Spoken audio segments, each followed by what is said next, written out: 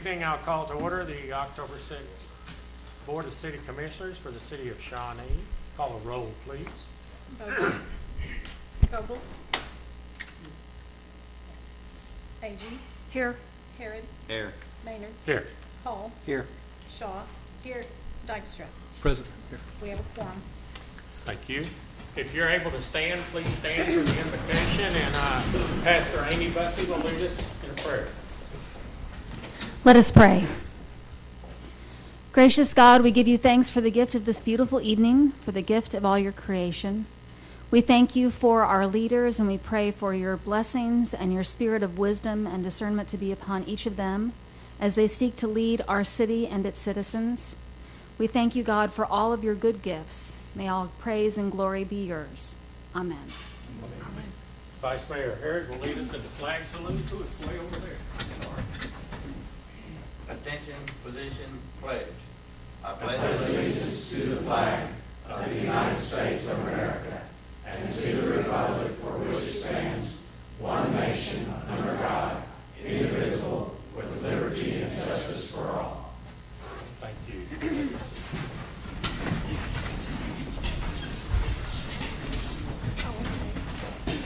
Need some water here.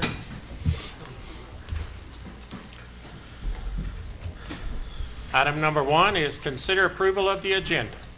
So moved. Motion by Vice Mayor Harrod. I'd Do I like- have a second?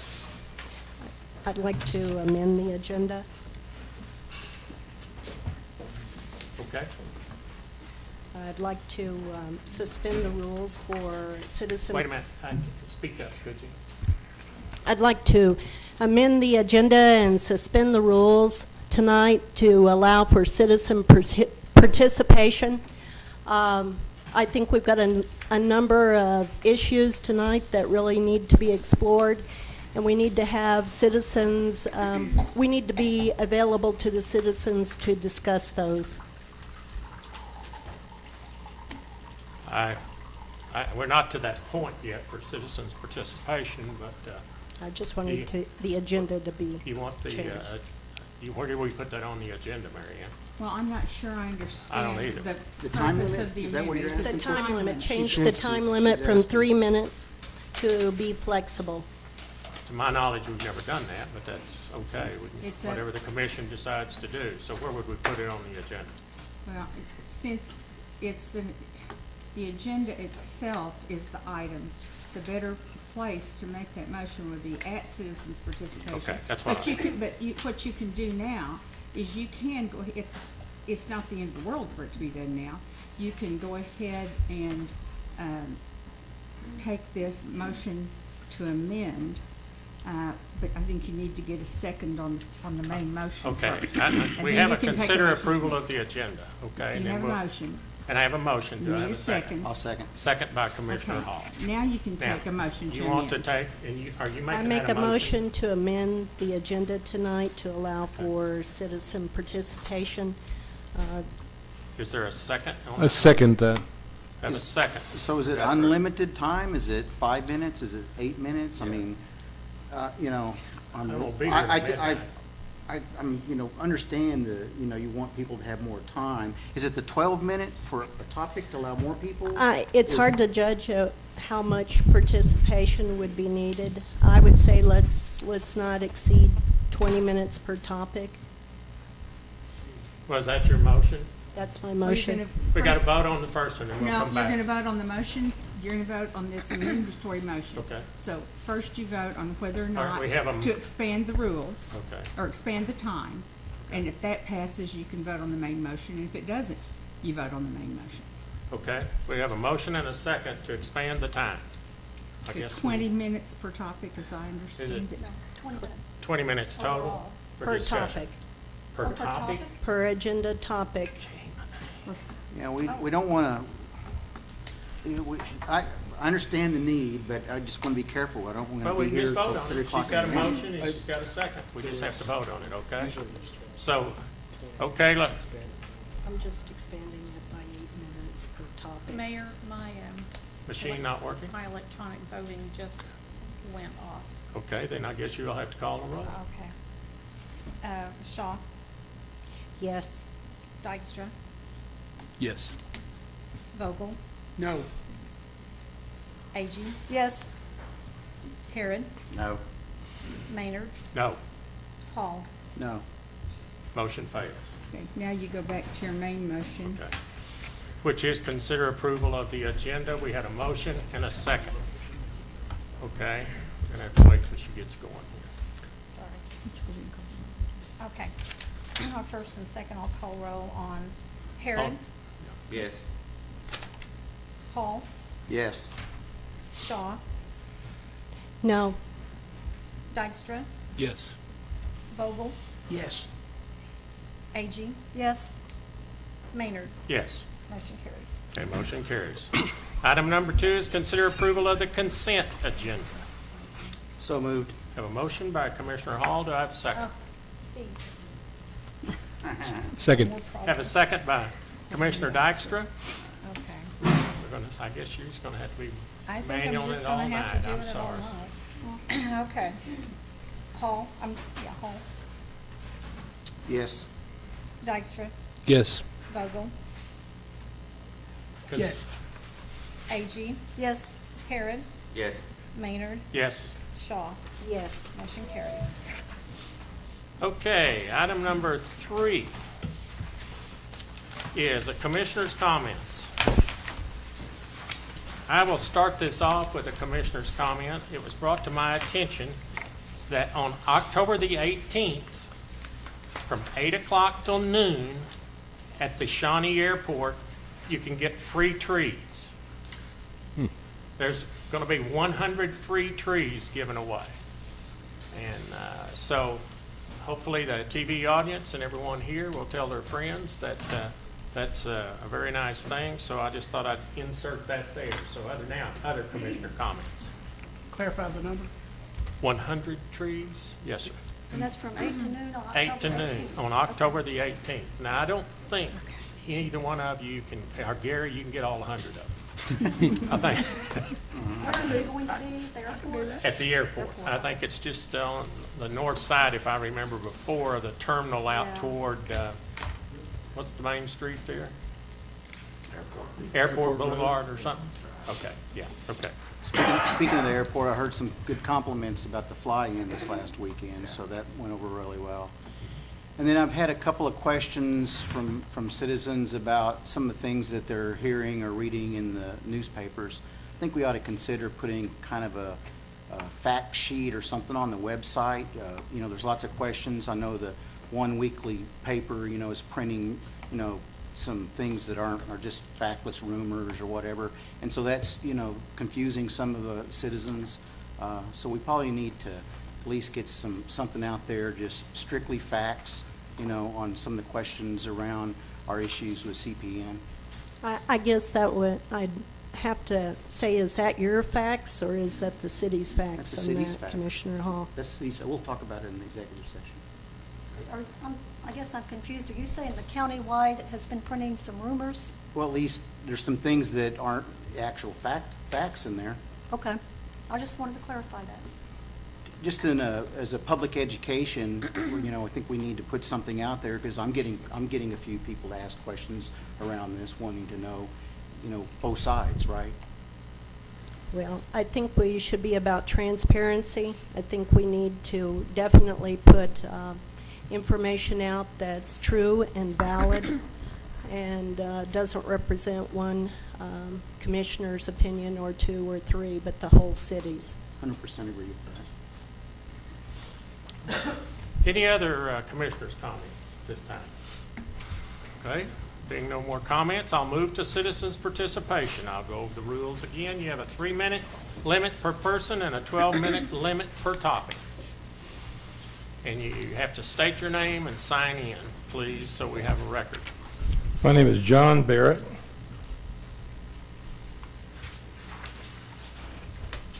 I am a citizen of Shawnee, Oklahoma, and I am tribal chairman of the Citizen Potawatomi Nation Indian Tribe.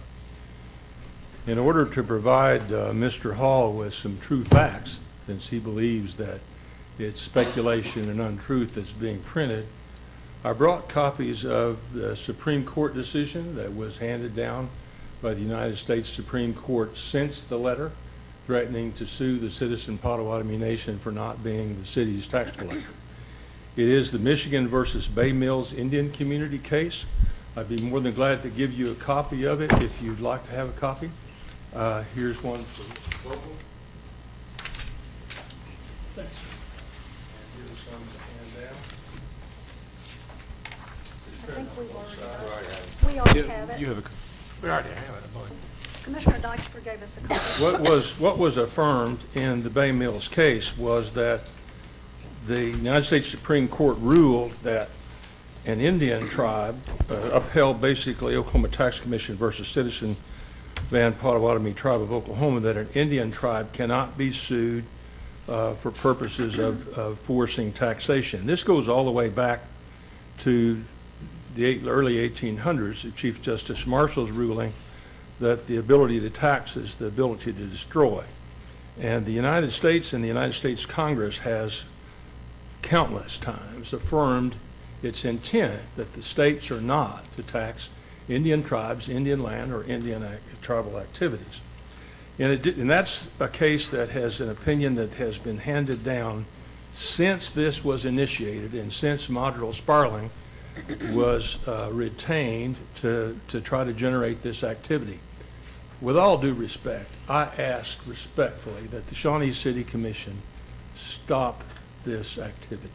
The only one that's going to gain from this case and from this lawsuit and from this litigation is Modrell Sparling. The city will lose, the tribe will lose, and the people of the city and the tribe will lose. And they are one and the same. We are members of this community. We are citizens of the citizens of Shawnee, Oklahoma. And we are entitled to equal protection under the law and the United States Constitution as members of the tribe. And in addition to that, the most recent act of Congress that was passed most recently is the Hearth Act. If any of you don't have a copy of the Hearth Act, there is specific language in there that says that the state is precluded from taxing activities on Indian land.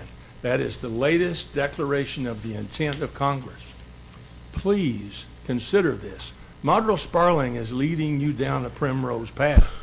And the Oklahoma Tax Commission, if they are reinforcing this business that you're going to be successful in forcing the tribe to collect taxes, it is not true.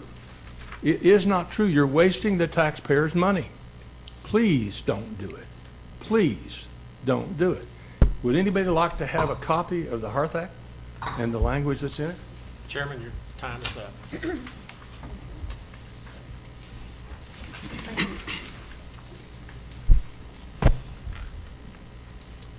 Thank you. Your I'm sorry? time's up. Sorry.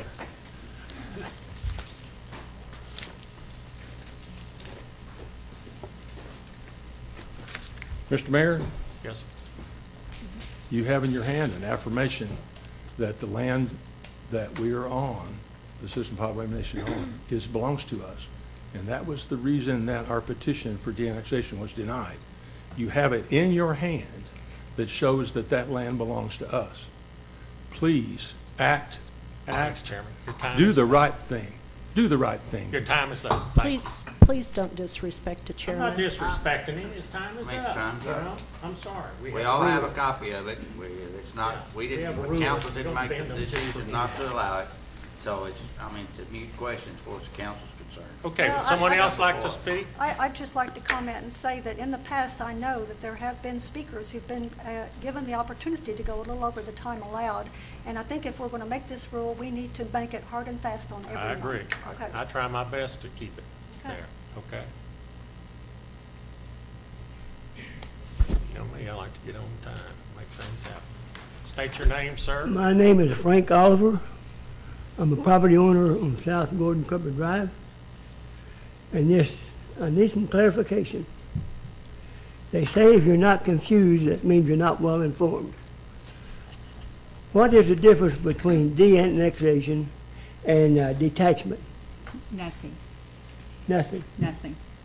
Two terms mean same thing. Okay. All right, the de-annexing of the property south of the river concerns me. I've been on Shawnee Water, Shawnee Sewage, for the last 32 years I've owned the store, and the 34 years before that.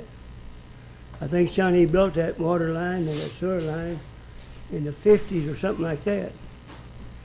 My concern is, if you de-annex south of the river, who is going to be responsible for the water, the sewage, the police, the fire protection? Who do I pay my bill to? If there's a breakdown, a line breaks or bust, who's going to fix it? And another thing is, I want to know who tests the quality of the water. I know who tests Shawnee water, but who else will test the water if it's not within the city limits? That's my concern. I don't know, I speak for myself and a few other property owners, but it's a concern that we've had quality water, we've had quality sewage, and got some wonderful city employees that get in that cold water in cold weather, sweat during the hot weather, but they get you back on your feet as fast as you can. If you're without water and you got a business, you're shut down. When the business shuts down, the city loses tax, the state loses tax, the county loses tax. But my concern is, who's going to take care of it if you de-annex it? Does the city still do it, or will the county do it, or will the tribe do it? And who can do it as good as what the city's been doing? That's all I got to say. Thank you very much. Thank you. Okay. Next.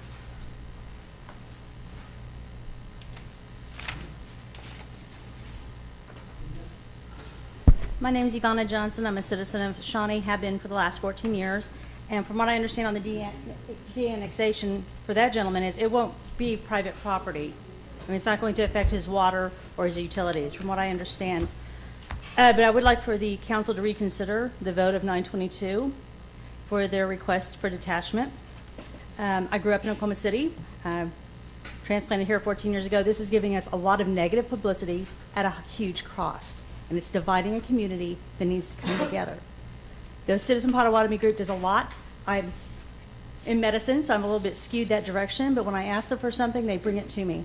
They bring water to our nursing homes if they're out of water for some reason, a main break. They don't get thanks for this or anything else. You just call, say, we need water, they send us a truck. You say, I need a patient transported, they do that for us. They do so many things for the community that they don't even get thanks for on a big level. I think we really need to consider their request and keep the lines of communication and mutual help open, because it's a huge expense and all it's brought us so far is negativity. So please reconsider that vote. Thank you. Thank Not you. voted on it, ma'am. Was it voted on 922? No, ma'am. No, ma'am. I The apologize. annexation, no. I apologize for that. That's okay. I misunderstood something. That's okay. If that's All the right. worst that happens, you're in good shape. I in life. understand. Thank you. Anyone else? Well, we got, y'all are gonna either have to do a minute and a half, or we're on. My name is Edwina Butler Wolf, and I come before you. I wear two hats as I'm speaking to you today.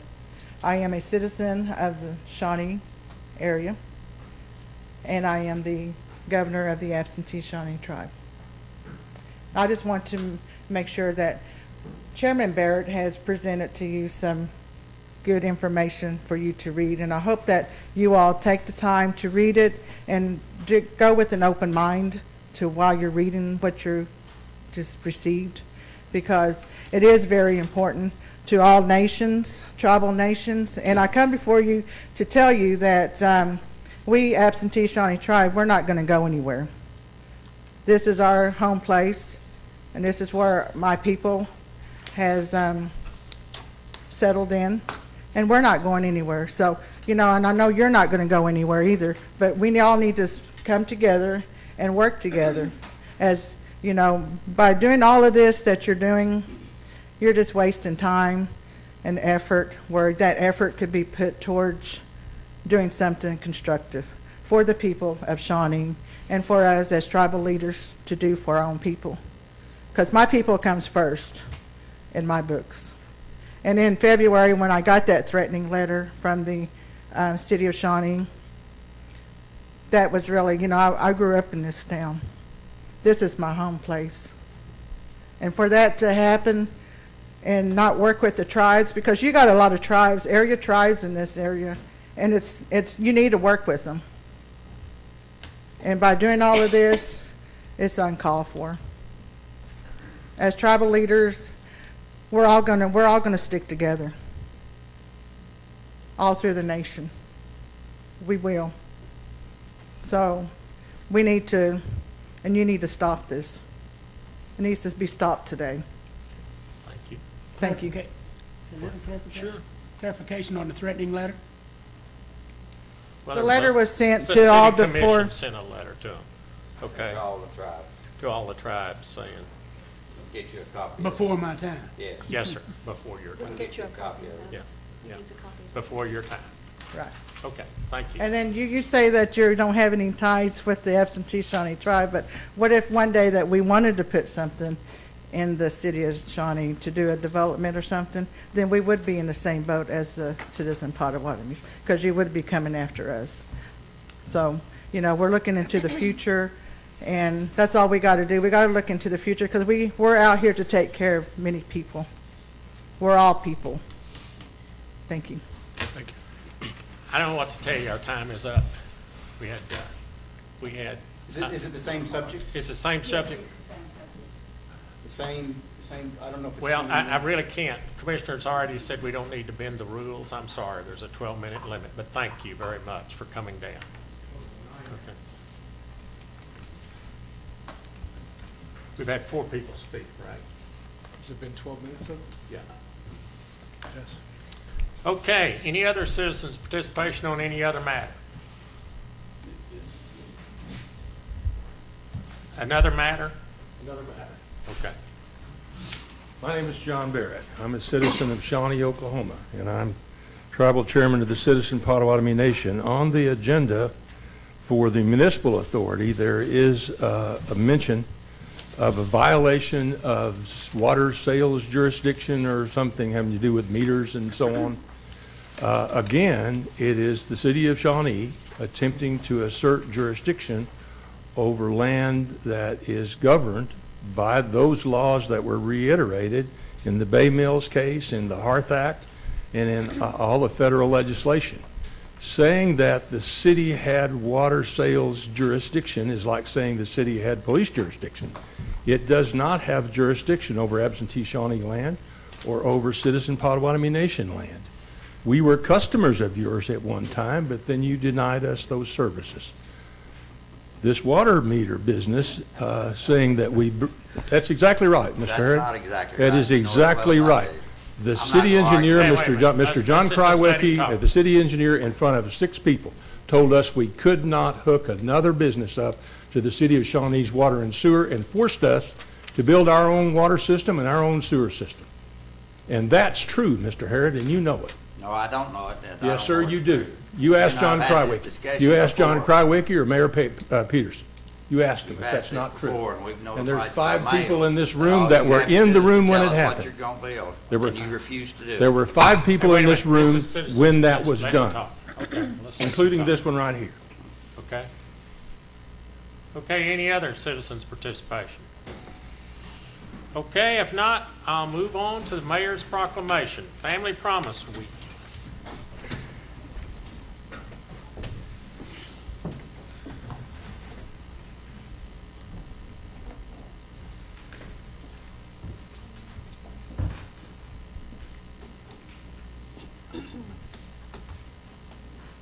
Deanna, sir, can you come right up here, please, ma'am?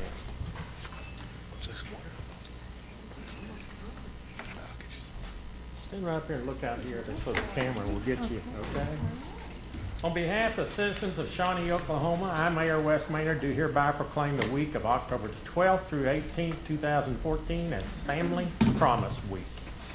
Whereas homelessness can and does affect entire families in any community, and whereas Family Promise of Shawnee offers help and hope to regain their self-sufficiency to homeless families with children and homeless pregnant women through the cooperative efforts of the local congregations, businesses, social service programs, educational institutions, and individual efforts. And whereas the volunteers of Family Promise of Shawnee dedicate themselves to this program by offering a hope when all is lost, dignity when others look away, and recognition for the value of human spirit. And whereas the purpose of Family Promise Week 2014 is to inspire others to recognize the intimate need of dignity and hope for all human beings, all citizens of Shawnee are encouraged to be involved with Family Promise of Shawnee. Now therefore, I, Wes Maynard, Mayor of the City of Shawnee, Oklahoma, by the authority vested in me, do hereby proclaim the week of October the 12th through 18th, 2014 as Family Promise Week. Thank you. Thank And would you you like so to say much. We something on appreciate Family it. Promise? Feel free to. Oh. Talk right in there. Okay. Family Promise is a national company, nonprofit, if you will, and we provide the needs of homeless families, not homeless individuals, but homeless families through this whole community. We have a day center in town, and we can keep residents up to 3 months. It's a wonderful organization. I'm the president of the board, and we appreciate this so much. And this actual week is across the whole nation. So we're just commemorating that, and we'll be celebrating next week. So thank you so much. Appreciate it. Thank you so much. Thank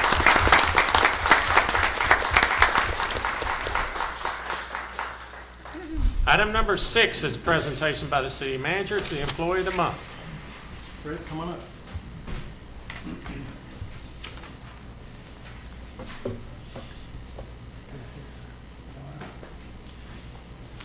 Commissioners, this gentleman to my right is a seasoned individual in terms of his world travels. I get to see Fred every time I go out to our airport. He is our full-time go-to guy at the airport. And I've gotten to know him quite a bit over the last 5 years, and I can tell you that this guy goes the extra mile. So I'm very proud tonight to introduce him as Employee of the Month. And I will read a little bit about him so you guys know more about him. After graduating high school and college, Fred had the good fortune to serve in the military during the Vietnam era, first on active duty and then 25 years as a military family member. The nomadic lifestyle took him places around the world that he most likely would not ever have seen otherwise. The last location was Colorado Springs, where Fred then taught at public high school. During this time, the family dynamic changed, and 10 years later, his wife took an employment opportunity in the Shawnee area. He was later hired on at the Shawnee Regional Airport. He would like to publicly thank those who saw that his potential and let him join the staff at the airport. He would also like to thank the person that recognized his service and nominated him for this recognition. Fred, congratulations, sir.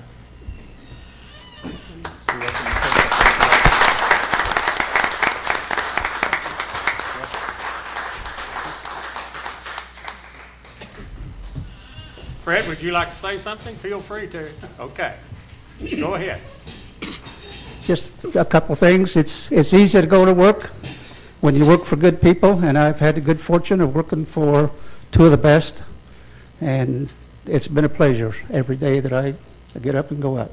Thank you so much. Thank you much. Keep up the good work.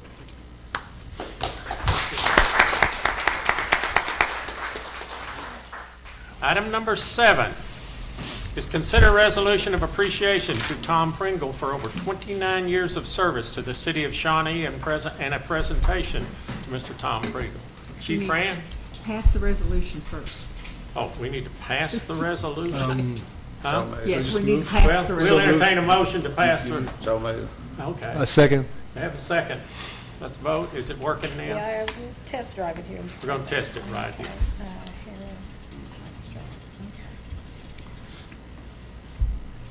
It's paid. Working. Motion carries. Okay? Now, Chief Franz, come ahead.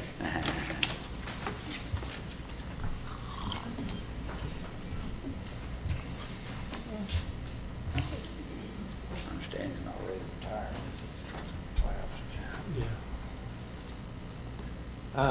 Everyone, this is Mayor, Commissioners, this is Lieutenant Tom Pringle. Chief, talk close to that microphone. Stand We've, beside it. Yeah, please. So, We did a ceremony Friday with a lot of friends and family and lot of stories and some tears. Tom has been an integral part of the Shawnee Police Department for over 29 years. A great supervisor, leader, mentor, instructor to the officers not only here but across the state. He's also been a true friend. So it's with some sadness that we see him leave here, but we're also excited because he has been selected to be the police chief of the city of McLeod. So we have a resolution here tonight. It's Resolution 6479, resolution expressing appreciation to Tom L. Pringle for over 29 years of loyal service to the city of Shawnee, directing that said resolution be spread upon the official records of the city of Shawnee, Oklahoma, and authorizing a copy to be presented to Tom Pringle. Whereas on February 25th of 1985 was a significant day in the city of Shawnee for the reason that Tom Pringle commenced his employment with the city of Shawnee as a Shawnee police officer. During his career, Tom achieved the rank of senior police officer, sergeant, lieutenant. Tom Pringle has elected to retire effective September 26, 2014. Whereas Tom Pringle has demonstrated his ability to meet the challenges given to him with dedication and loyalty throughout the years, and whereas it is both fitting and proper for the city of Shawnee to recognize Tom Pringle for his many contributions to the city. Now therefore may it be resolved by the Board of the City Commissioners of the city of Shawnee, Oklahoma, they hereby express to Tom Pringle their appreciation for his many years of service to the city and its inhabitants. Be it further resolved that this resolution be spread upon the official records of the city of Shawnee, Oklahoma, and that a copy hereof be presented to Tom with best wishes for many future years of happiness. Thank you very much, sir.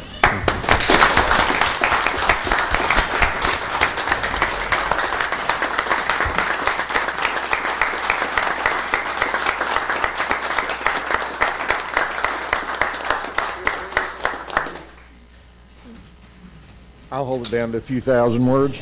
No. It has been an absolute honor to work here for the last 29 and a half years.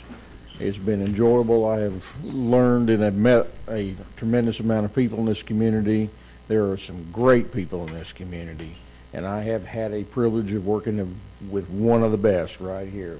This guy is amazing, and he has been a great friend all these years, and I've just had a great career. And it's one of those things that I've never really had a job because I loved doing what I did for the citizens of Shawnee. And I really appreciate the opportunity. Thank you. Thank you. And I'm looking forward to the next partnerships that we're going to have. Thank you.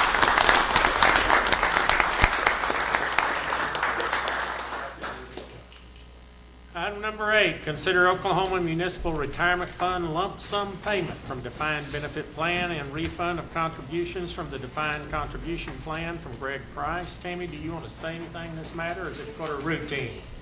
It's the normal routine thing that we do. Okay, Chair will entertain a motion in this matter. So moved. Second.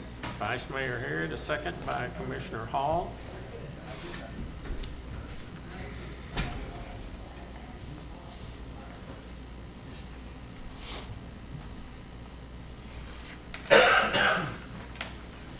Motion carries.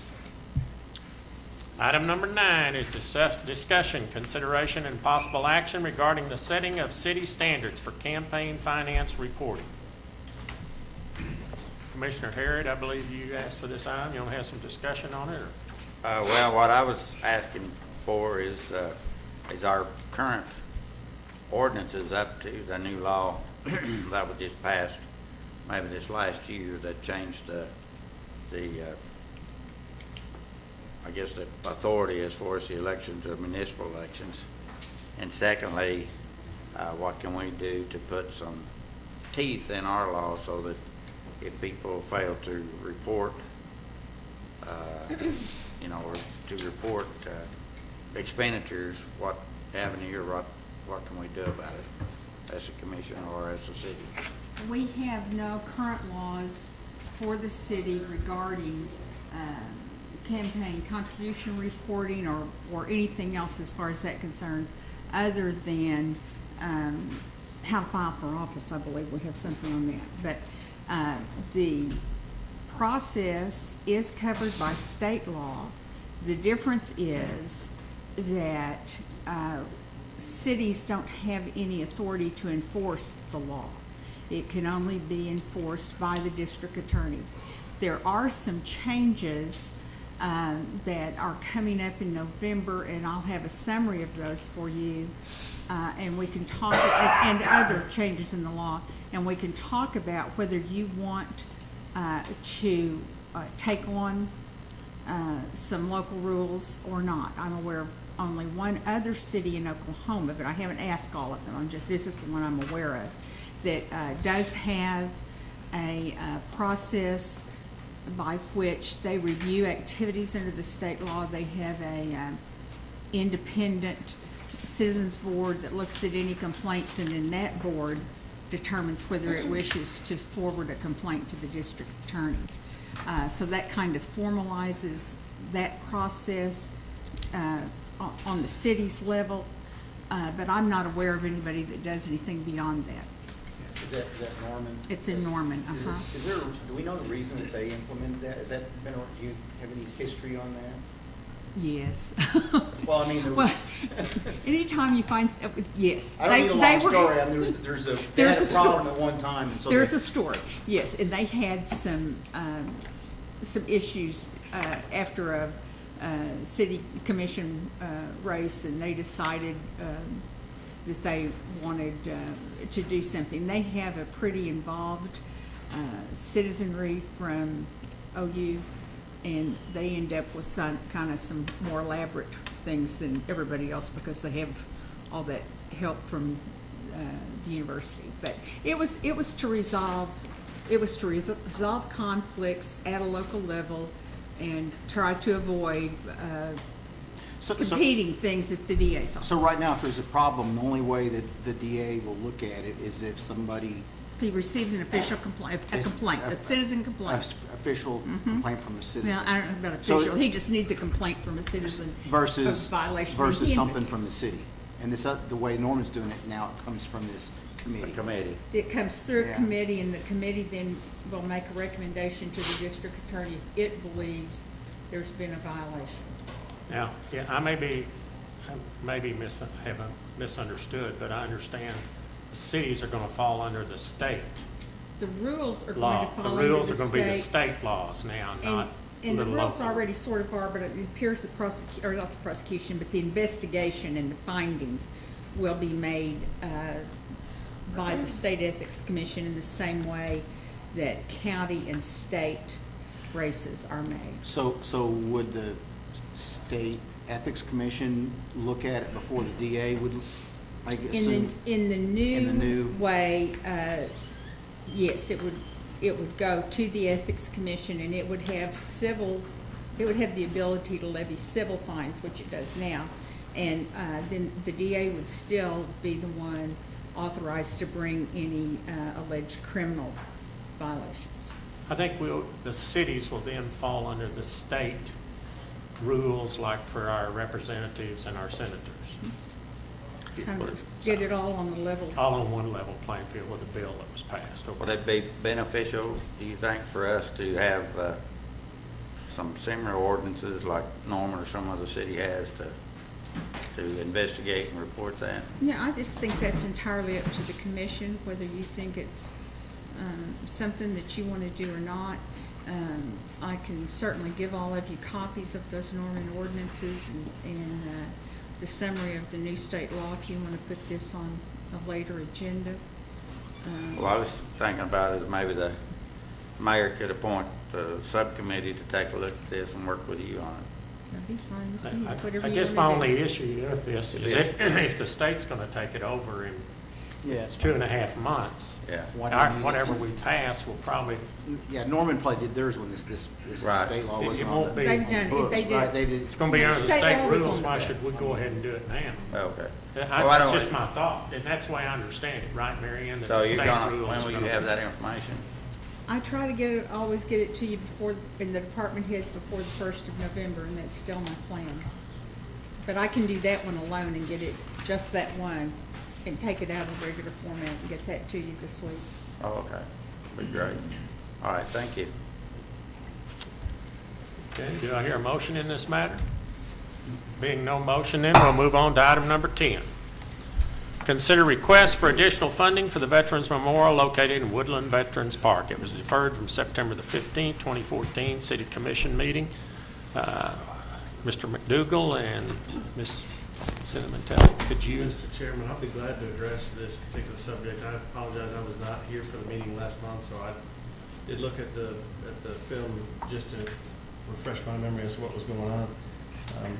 Kind of give the commission just a little bit of an overview about what happened. In 2008, the City Commission was asked for about $10,000 in funding for our Veterans Memorial in Woodland Veterans Park. It was then determined later on that there was some additional funding that our economic development arm hadn't used. So there was a motion made by one of the commissioners to raise that to $50,000. I believe that was in 2008. According to the Veterans Group, they've spent about $300,000. It should be in your packet tonight. It talks about how much they've spent.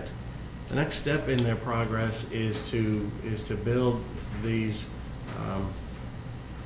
granite walls that actually have a list of all of our servicemen and women who have been killed in action across the state as part of the memorial. Well, it's not just Pot County or Shawnee? No, sir. I believe it's the state.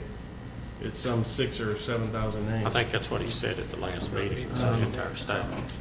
In conversations with some of the commissioners and you know, some of this is staff driven, some of this was commission driven. What some of the commissioners said was, well, Brian, where's the money going to come from? Great question. I should have put that together in the packet last month so that you guys would have had that. At this point, if the commission wants to donate the $40,000 to the project, I've kind of outlined it in my recommendation, our recommendation there. We have other projects that, there's $100 million in projects that this project, in our opinion, should compete for. It should be put on our capital improvement list. If the commission wanted to go ahead and decide to fund this project tonight, we make a recommendation that in order not to shock the budget, because it wasn't budgeted for this year, is to give the Shawnee Communities Foundation a little over $13,000 a year to get to that $40,000 goal. And then while they continue to collect the money, because they need $120,000 to fulfill this obligation that they'd like to do. So, and one of the things that staff was concerned about was that we were asked for $10,000, then that was bumped up to $50,000, and now we're being asked for another $40,000, and we don't know what the end of the project is. I don't know if any of the representatives from the Veterans Committee are here tonight or not. I know James and I plan to go to them and talk with them about this particular request in the future. I'll be happy to answer any questions if that's as clear as mine. It was my understanding from the last meeting, and correct me where I'm wrong, but Cindy was going to identify whether there was funds available for this project this time. I think he just addressed that. Didn't you say, Brian, it wasn't put in our budget, did it? It's not a budgeted amount, Commissioner. Right. So the only thing we could do for it, as I say in the memo here, is to get it out of fund balance, which is our savings account. She was going to look and see if there was funds available somewhere within the budget. From the sales tax revenue increase from, wasn't that what was mentioned last Maybe I month? wasn't here for the Yes, discussion. from the sales tax. On the third penny, Mhm. there's some additional, this would come out of capital, which is Fund 301, and there is some additional, a small additional money because the sales tax has been up. I should have the figures for this month, the next couple of days, but it would have to come out of fund balance because everything else is budgeted for unless there is a little extra. If I recollect last month, it was, the person from the Veterans Group said that the contract that they had was like set to expire at a certain time. That was why we had to, address it so soon. I think they said that. Their concern is that the product that they're buying keeps going up in price. Right. So the longer they wait to purchase it, the more expensive it gets, or the smaller they have to trim back the project. But now I also thought I heard that he said there was a lot more money they needed. He said to 70,000 complete it. more but Yeah. he And again, he did not have a plan on right, raising that. that's right too. Yeah, So, Linda in asked for other that. words, we could be committed if we gave funds on this, then turn right around and come back. And I also know, and I did talk to the mayor of Enid, they have one of these things. And then I found out, he said to me, now I haven't seen if I have not followed up to be sure it was true, that there were 4 other cities that have these, that have a listing of all the veterans in the state on some type of plaque or something. Now, there again, he told me that, I've not followed up to see or anything. I have a question. Sure. The Veterans Memorial is a memorial. I know it's a very honorable memorial. It's a beautiful memorial. And a lot of people worked hard. A lot of private individuals have given a lot of money toward this memorial. So the community is very proud of it, willing to make a commitment to it. Why, it is somewhat of a tourist attraction. Why could not Visit Shawnee Incorporated help with this? It's a great question. I agree with you. It's a very good question. Thank you, Mr. Commissioner. I have had those conversations with Mr. Ford, and that's something that I know that James has had conversations with the committee as a whole. But their only comment back to me was that we're almost there with the new Visit Shawnee Inc. And so they could still make the request to the old organization, but they were waiting for the new one. So I think you're right. I think this is, from your professional manager standpoint, it is a tourist destination, and I think those funds are very eligible to be used for this project to help close the gap. Yes, ma'am. Good. Well, what does the commission want to do here in this matter? We've heard. I agree with Linda. I really do think that may be a viable option, and I think that we should at least, explore that first before we, dip into our, funds that's, we haven't even budgeted for this year for something that's, I'm a little concerned too about, setting precedent that we, I don't know how often this happens, but certainly wouldn't want it to happen very often. I do agree it's a very, very nice memorial. I just think that the other source of funds should be looked at first. Could we explore both options, Brian, and look at funding sources from other avenues, and then Cindy, if you could look and visit the budget to see what we have. Yes, Commissioner, I'd like the time to assist the Veterans Committee to kind of pull this together if it's the Commission's pleasure. Help them with a plan of action too, to get the other funding. Then we'll just take no action unless somebody wants to make a motion. I mean, it's entirely up to you, and then we'll just let it move on with something else. Is that what you want to do, Linda? I agree with that, but I think we should also look at our sales tax, and like we did last year, toward the middle or the end of the fiscal year, if it looks like we have a trend and we have substantially more sales tax than what we budgeted for, maybe we could look at using some of that money instead of just saying we're only going to allocate 13 for the next 3 years. Maybe we could come up with a little bit of that money sooner, along with looking at what maybe Visit Shawnee Incorporated can do to help out with that. But, as far as a motion, I don't. Okay. Everybody, I guess I'm seeing heads nod, and that's kind of what we're going to do. So I'm not hearing a motion in this matter. Okay. We'll move on to item number 11. Discussion regarding the city's comprehensive plan and capital improvement plan update. Mr. Erickson, I believe, sir. Thank you, Mr. Mayor, Commission members. This was actually placed on here after some of our discussion at the workshop a week ago, and I believe Commissioner Shaw in particular had some questions and some thoughts on it. So I'm happy to turn it over to you, ma'am, if you'd like to. I think the only thing Justin and I wanted to add to this was I looked at the age of the plan and was concerned that we hadn't been trying to work, or maybe there is a work project out there to this effect, but that we needed to include the growth of the city, the developmental needs, and to look at creating an action plan and a guide for the city so that we could look at our city hall development. We could look at the fire stations and developing those and assisting with those, as well as our police station and getting them a suitable building that would house their officers and give them the opportunity to more fully serve the people in the community. And so my thought at this point in time was just to ask you to come to educate us a little bit about this. Thank you. With that in mind, then, I will give you just kind of a general overview of the city's comprehensive plan and what's transpired since it was adopted, and kind of what some of the possible features look like. And I'll be brief. It sounds like a lot. The city's comprehensive plan was adopted in May of 2005, and it's a generalized land use plan for the city that has various chapters that deal with land use and transportation and housing. It's packed full of data, and it was done prior to the 2010 census, so much of that data is now outdated. One thing that it doesn't have, which I think is to the heart of what Commissioner Shaw is speaking to, is a detailed capital improvement plan. And in many municipalities around the country, but less so in Oklahoma, the comprehensive plan also includes a capital improvement funding scheme that includes a detailed list of projects on kind of a 5-year period, and it's updated either annually or say every 2 to 5 years.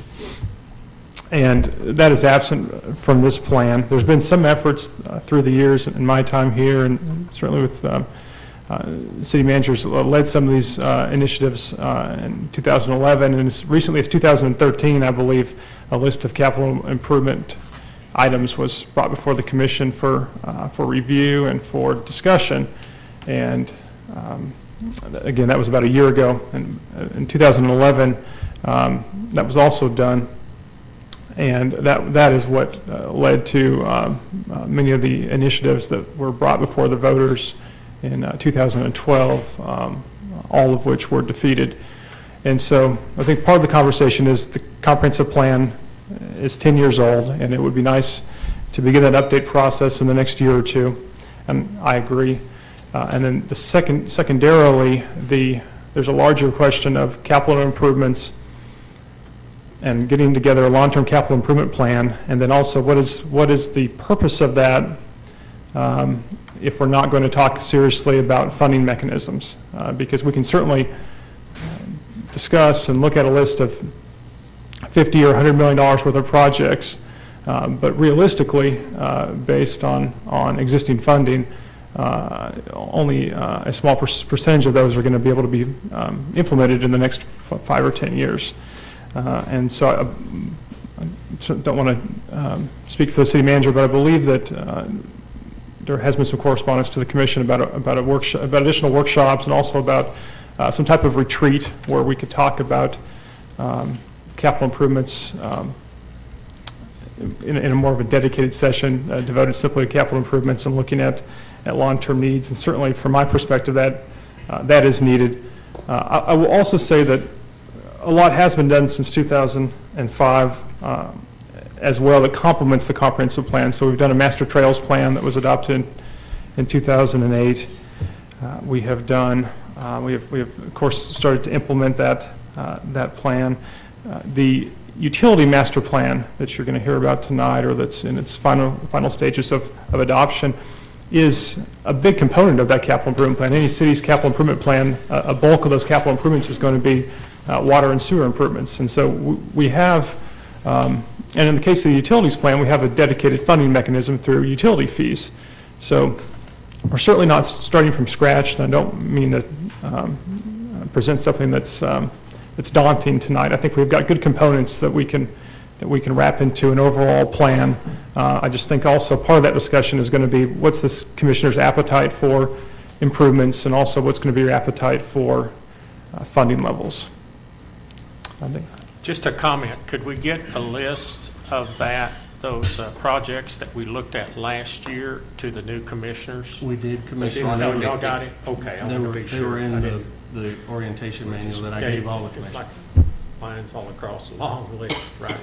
Okay. Do we have plans for another session anytime soon? We do, yes. We have 1 or 2 more introductory presentations by each of the department heads, and we're probably shooting for November, early December, to try and get a retreat together so we can all brainstorm about what projects are most important. And then are we going to make an effort after that to update this comprehensive plan? Yes, ma'am. It is certainly our plan, probably to begin, most cities will be able to do components in-house, and then there's typically also some type of professional consultant that is used. So what staff would recommend is that we look at that for next year's budget. Okay, does it kind of clear up? Okay, thank you. Okay, item number 12 is consider an executive session for discussion of matters relating to sales tax enforcement as authorized by 2508. Yes. Chair will entertain a motion in this matter to go into executive session. Don't move. Have a motion? Do I have a second? I'll second that. Commissioner Agee seconded, then let's vote.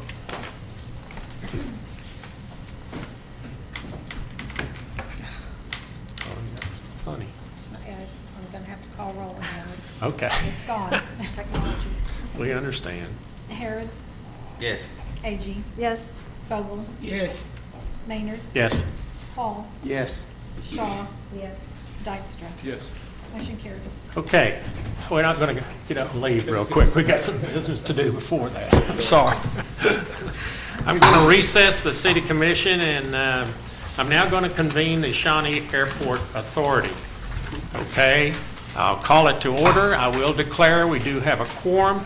Item number 1 is consider approval of the consent agenda. I'll move. I have a motion by Vice Mayor Harrod. Do I have a second? Second. Second by Commissioner Hall. So I guess you'll have to. Harrod, Aye. Hall, Aye. Shaw. Yes. Dykstra. Yes. Vogel, Yes. Agee, Yes. Maynard. Yes. Motion carries. Item number 2 is consider a contract with Lochner Aviation for services for FAA AIP project number 30040-0088 16-2015. Have our staff report here. Thank you, Mayor, Commissioners. That's a bit of a mouthful, but I'll try to break it down for you best I can. Real quick, back in March or April of this last year, the authority approved that that Lochner Aviation Services be our consultant out at the airport. So really, I'd like to introduce Mr. Kirk Evans. He's here to represent Lochner. You'll see his face quite often. We've got Lochner for the next 5 projects that we're actually going to do. Doesn't mean 5 consecutive years, just 5 consecutive projects. So during that time, Kirk, he'll give us updates, and if you have any questions in this whole process that I can answer, I can always ask Kirk. Ms. City Attorney, have you reviewed this Your contract? contract? Yes, sir, I have. Made your approval? Yes, sir. Pretty much what you're voting on tonight is to allow Lochner to apply for non-primary entitlement funds to fund a project for us for the 2014 year. Non-primary entitlement funds, or NPEs, are funds that are allocated by the federal government to eligible airports to spend on eligible projects, if that makes sense. Each year, the Shawnee Airport gets about $150,000. If we don't use that money, it rolls over. It will roll over for 4 years until we max out at $600,000, and then we stop receiving funds. We haven't used this money in 4 years, so we've reached the max $600,000. So it's important that we spend this money so we can keep accruing $150,000. Is it matching? 10% match. 10% match, Yep. 90% funding. 90% funding. match. And so this contract you're voting on now is just for Lochner to apply for those funds. If those funds are, if the FAA gives us a thumbs up on it, Lochner is going to do all the preliminary work, engineering, design, pretty much manage the project from start to finish for us. And so you're probably asking yourself, well, what are the projects that we're wanting to do this year? They consist of 3 different things, mostly equipment upgrades. Number 1 is to replace our rotating beacon.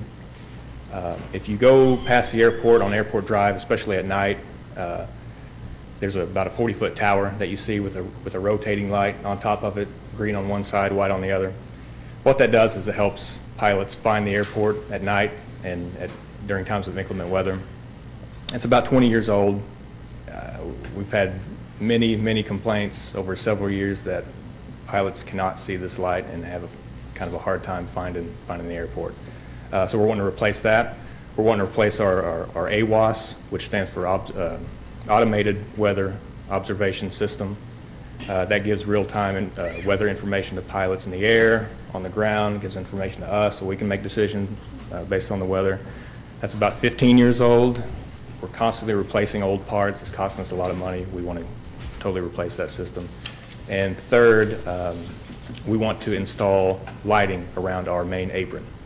If you go out there at night, it's pretty dark, as the mayor may know. He's flown out there. Makes it hard for pilots to see where they're parking. That's the main parking area. Makes it hard for us to fuel airplanes at night to see what we're doing, and it makes it difficult for pilots to self-fuel their airplanes. So those are the three projects that we're wanting to do. Real rough estimates on what that entire project's going to cost. Of course, we won't go out. If you approve the contract tonight, Lochner won't go out for bid for these projects probably until May of 2015. Real rough estimates on what it's going to cost us, about $330,000 for these three pieces of equipment.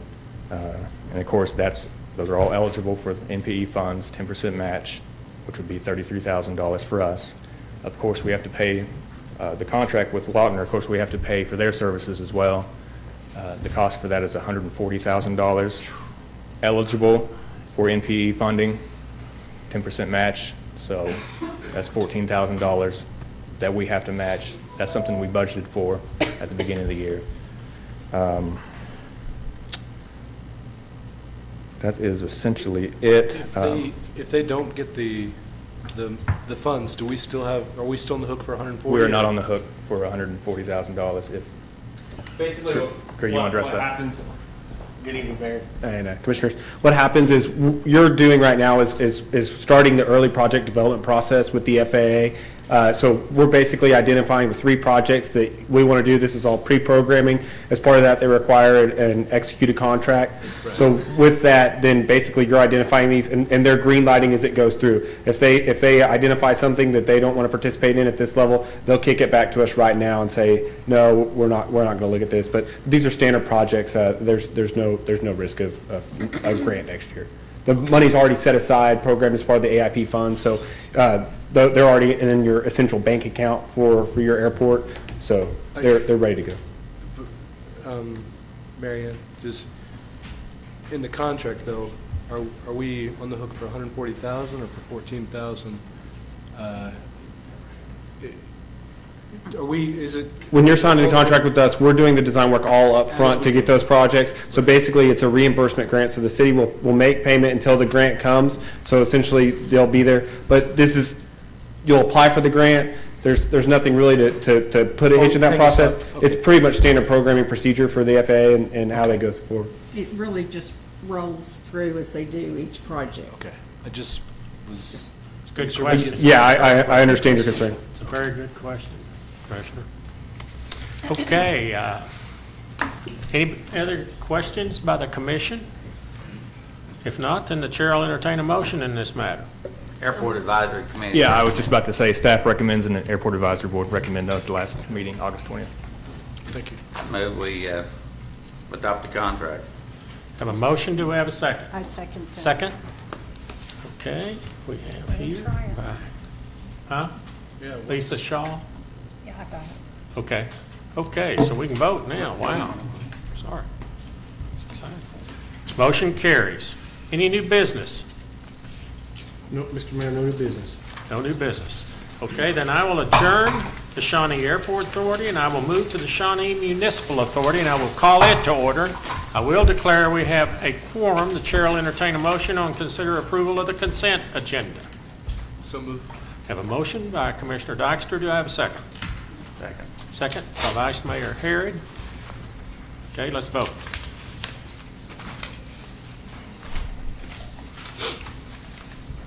Motion carries. Item number 2 is consider acceptance of the final Shawnee Municipal Authority Comprehensive Utility System Master Plan as prepared by Smith Roberts Baldwaller and LLC. Mr. Nelms. Good evening, Mr. Mayor and City Commissioners.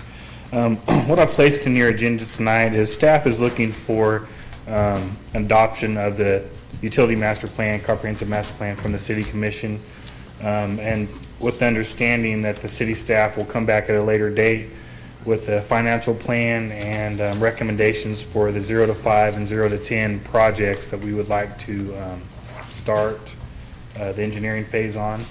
And also would like to point out that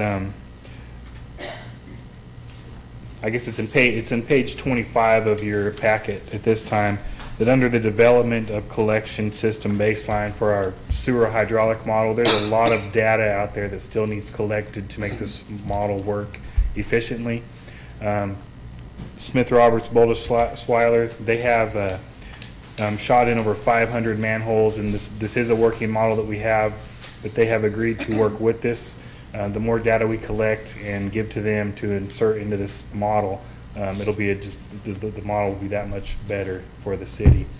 And so they have yet to invoice $26,332 that we will continue probably over the next year gathering this data, slowly gathering this data, and forwarding the information to them. They're going to put that in the model and make sure that we have a good working model that we're happy with at the end.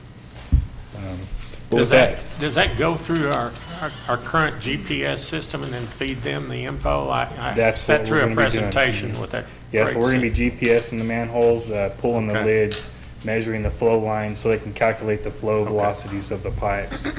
And at the same time, the recommendations that we're going to be fixing the pipes with the I&I problems. Their recommendation to upgrade the pipes will be that much more. Will be that much better. So what we're asking for tonight is City Commission to adopt the master plan that we have received from Smith Roberts Boulder-Schuyler. Staff is happy with the multi-phase master plan.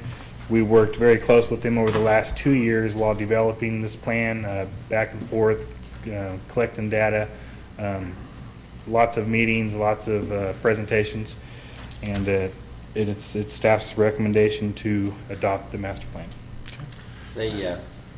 On this page, I don't see a page number, but on the total expenses, we've actually expended $523,000. That's what you're saying? Yeah, we've spent. Got what, $26,000? 332 left. Yeah. Was about $650,000 was budget for this project, wasn't it? $549,460 was the You know him, negotiated he'll get it price. all. Is the 549 plus 26,000 for the as-built shots on the manholes? No, it would be the 549,460 was the negotiated price. Okay. To date, they've only invoiced for 523,128. So there's still 26,000 left on the table that we're going to do in-house, right? Right. Now, the populating of that database, that wasn't part of the plan, right? It was not. This is Comprehensive plan. extra. That's addition to, okay. And they've agreed to be patient with this while we collect the data and then give it to them. Okay. Are you going to be able to collect it all and maintain it going forward? Yes. Yes. And who actually maintains it going forward? Is that going to be City of Shawnee? City of Shawnee. And then Smith Roberts will have a working model. So for some reason we need help, they'll help So us. there'll be two models on two different servers? Is that the way that works? They'll have their model, and then we'll have ours. We'll be updating in-house, but they'll always have a backup. Okay.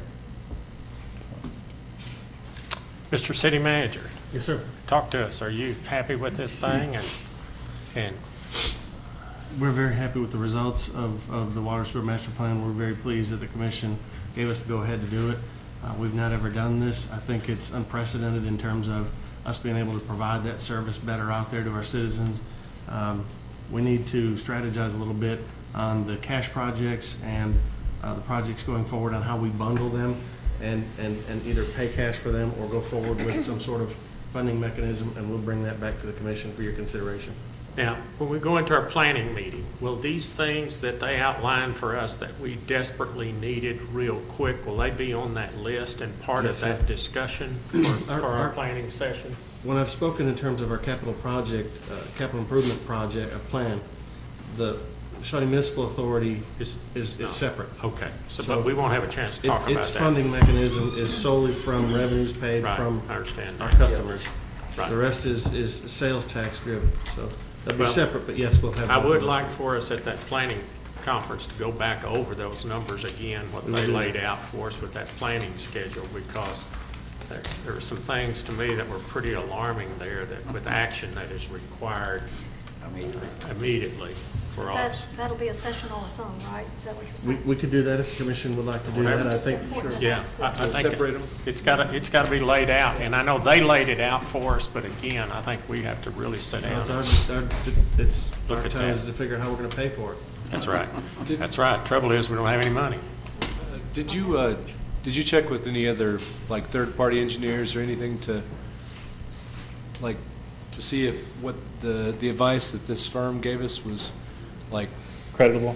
Yeah, I mean, I know that you vet them, obviously, but I'm just saying, Yeah, is it... we've pretty much everything that's came through, we've put through our own city engineers, through his desk and his department, and they've looked it I over. think that's all Rex did after he came back from the airport, is worked on justifying the model. All the But we way. haven't- It's okay. There's no question, a bad question. That's what you need to know. We have these guys from, like, through the whole project. Yeah, they've They're been with married to us us. the whole time. Okay. The entire time. They're great at telling you how to spend, you need to spend money. That's their expertise after a while. Great I bunch move of we guys. adopt the comprehensive plan. Have a motion to have a second. I'll second. Second by Commissioner Hall. Let's vote.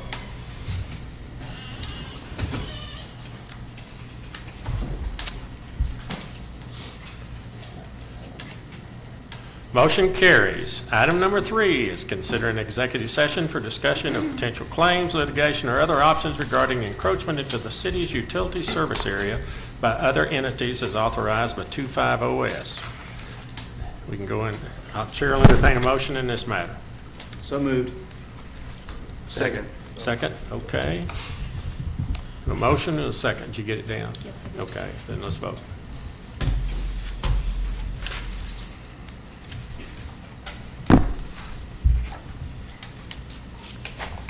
Motion carries. Now we will go into executive session, and I guess in your office, right, Brian? Is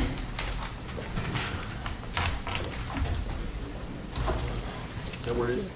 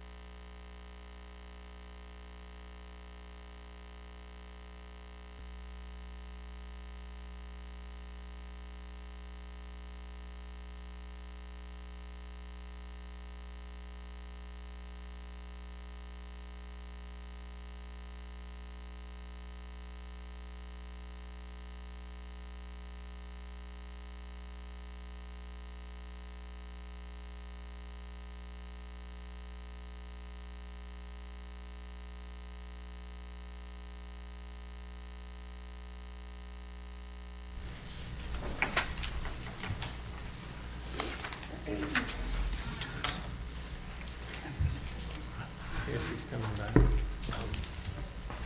Marion. This one, We're coming back into SMA. We make it during this. Hmm. We make it during this. and we just- She, It's hers. Okay, I'm going to reconvene the Shawnee Municipal Authority.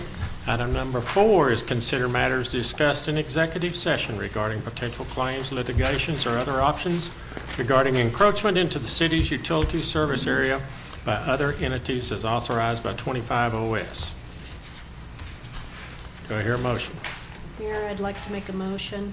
I'd like to also make a statement. The city commission worked very long and hard on this language. It's a compromise between, on our issues, and I think this is a goodwill effort to work towards adjustments. So at this time, I move that the SMA enter into an agreement for legal services, limited to SMA only. Are you on item number 4 or item number 5? She's sort of making that, I think. You're making the item number 5. She's moved item 5 into I'm item sorry. 4, which is fine. Okay, that's fine. Which is Okay, fine. no problem. Okay. So it's 4 and 5 combined? Yes. Okay, thank you. And that legal services is with Modrell Spurling, correct? Correct. Make sure Phyllis says that. What was the motion again? Can you read it? again. I move that the SMA enter into an agreement limited to legal services with Modrell Spurling for SMA.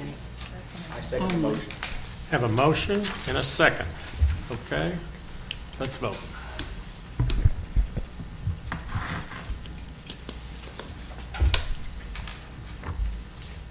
Motion carries. Okay, any new business in Shawnee Municipal Mr. Authority? Mayor, no new business in the Shawnee Municipal Authority. Okay, I will adjourn the Shawnee Municipal Authority, okay? And I will reconvene the city commission meeting. Item number 13 is consider matters discussed in executive session regarding matters relating to sales tax enforcement as authorized by 25 OS. Mayor, I'd like to make a motion. Okay? Let me interrupt you. Is this going to kind of address number 14? Yes. Why don't we just move into 14 because Okay. that's, So I'll read I 14. mean, unless it called for a motion under 13, but if there's Okay, not one. I'll just move into 14 and read it. Discussion, consideration, and possible action to provide for budget modification, reducing account number 501305, Legal Services Department, 130, City Attorney Budget by $100,000, terminate agreement with Modrell Spurling to make actions effective immediately. Now you have a motion, right? Well, I guess now I have a combination motion. Right. All I'm right. sorry, maybe, okay. We'll get it worked out. Let's, Okay, all right. I am still moving that the city take no further action with regard to sales tax enforcement against retail activities of tribal corporations and governments at this time. but you can do also and thereby terminate the agreement. And I thereby would like to terminate the agreement with Modrell Spurling, do a budget modification to decrease the city attorney's budget by $100,000, and to make this action effective immediately. I second the motion. We have a motion and a second.